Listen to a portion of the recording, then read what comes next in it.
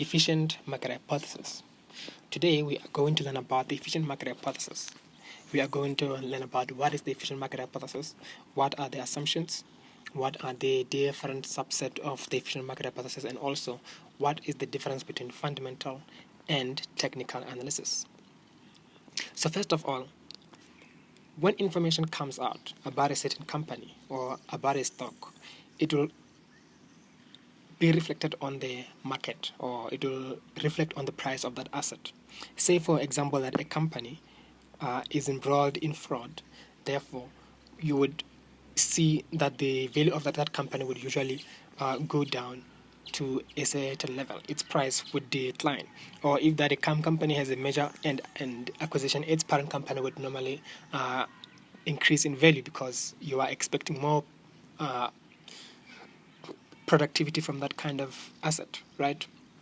So basically, prices would reflect or information about a price of a stock would reflect on that asset or on its price. So basically, the prices that the stock has fully represent or reflect all publicly available information about the stock, and that is what we know as the efficient market hypothesis. It states that prices of a stock fully reflect all publicly available information. And that new information arrive randomly, and therefore investors cannot beat the market. So you would not know whether it's gonna go up or down because information would arrive randomly. And that if you wanna beat the market, you need to if you wanna have high return, you need to take high risk. You cannot beat the market, right? So in order for this theory to hold, there are certain assumptions that needs to be held. First of all, that there is a large number of investors, right?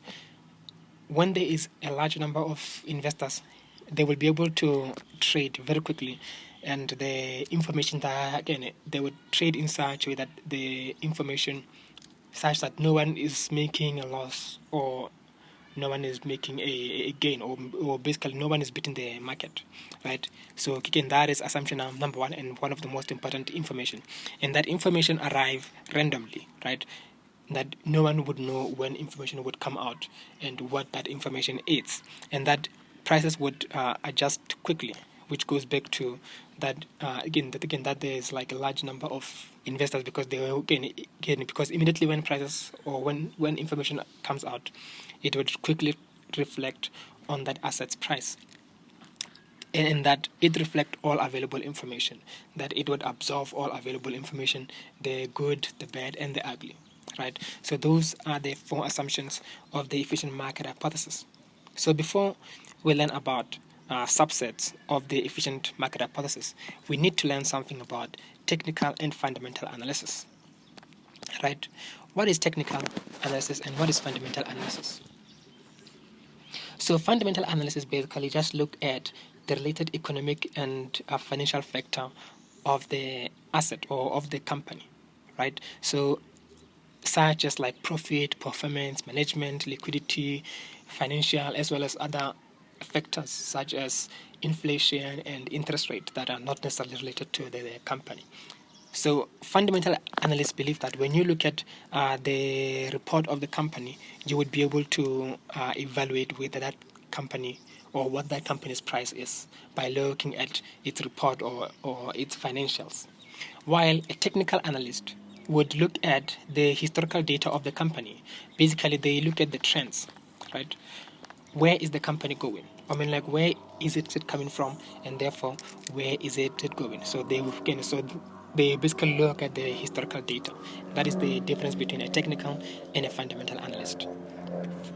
The fundamental look at the overall performance of the company, its management, the financial, and the overall factors which are affecting that company, while the technical analyst look at the historical data of that company to figure out where is the company going. Right. So therefore, what are the three different subsets of efficiency? Right. So we assume that there are three different subset of efficiency. They are all efficient, but there are three types of efficiency. So number one is the weak form. So the weak form assumes that the current price of a stock reflect all data or all historical data of that company. Basically, fundamental analysis would not work because you already incorporated all the fundamentals of that company. You already have incorporated all the trends of the company in order to set that price. So basically, the price of the company incorporate all historically available data. I'm sorry for the voice. And the semi-strong says that the stock reflect all publicly available information,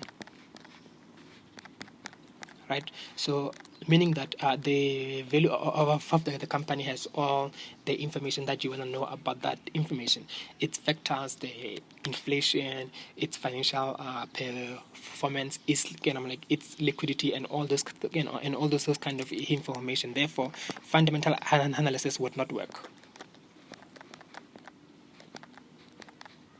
So it would not work because that information is already incorporated in the data. But you are able to, again, if you have insider information, you will be able to beat the market. And then the last form of the efficient market hypothesis is the strong form of the efficient market hypothesis, which is known as the strong form, right? So this one tells you that all information, whether it's public or private, it is incorporated in the price of the asset. So this is basically there's nothing you can do. There is no inside information or inside information that you can have that would basically beat the market, meaning that the Nancy policies of this world would not succeed. So so the question is therefore, are market efficient? I'm gonna go back to the other slides. So is the market efficient? So who are the so the answer is therefore yes. So it is possible that the market can be efficient, right? First of all, when you assume that those assumptions that we had would not hold. Suppose that there is information asymmetry, that there are some people who have privileged information than the other, and that there is low liquidity, that there are few people who are buying and selling their assets, and that the transaction cost is high. That means that say certain people would not be able to transact because simply by transacting they are already losing, right? So if the transaction cost is high, then they would not trade because it is too high, and there is transaction delay. So remember that prices need to reflect quickly. So this means that those ones who don't have delays would consistently beat the market because they would be able to have information or trade in such a way that they would be able to trade before everyone else trade can be effective. And that there is also market psychology, which we have not previously learned, but which you should have been learned by now, that psychological factors can play a role in how investors trade.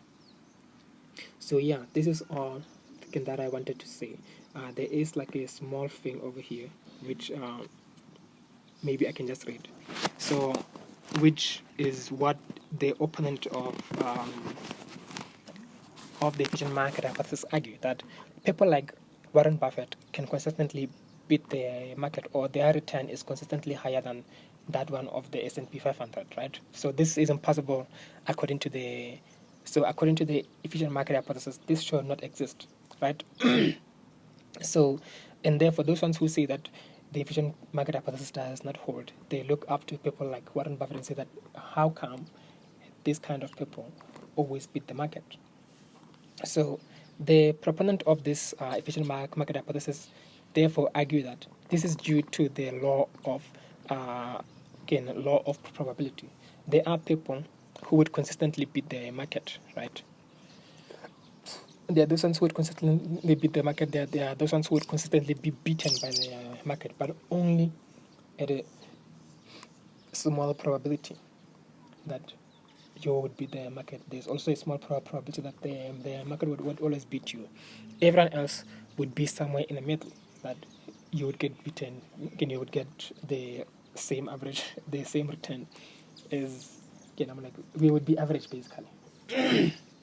So yeah, and then there's also a study by Morningstar Incorporation, which was done in June 2009, and found that only less than 25% of top performing active fund manager outperform their passive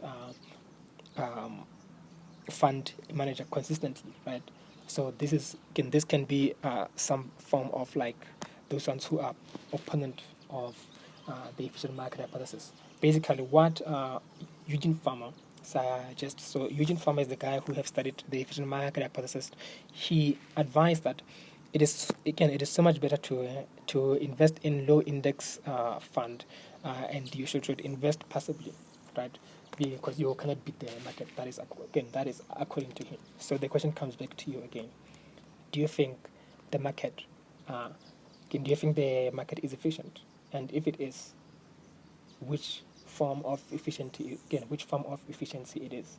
Is it the low form, or is it the weak, semi-strong, or the strong form? And if it's not, please let me know in the comment section. Thank you for watching my videos. See you next time.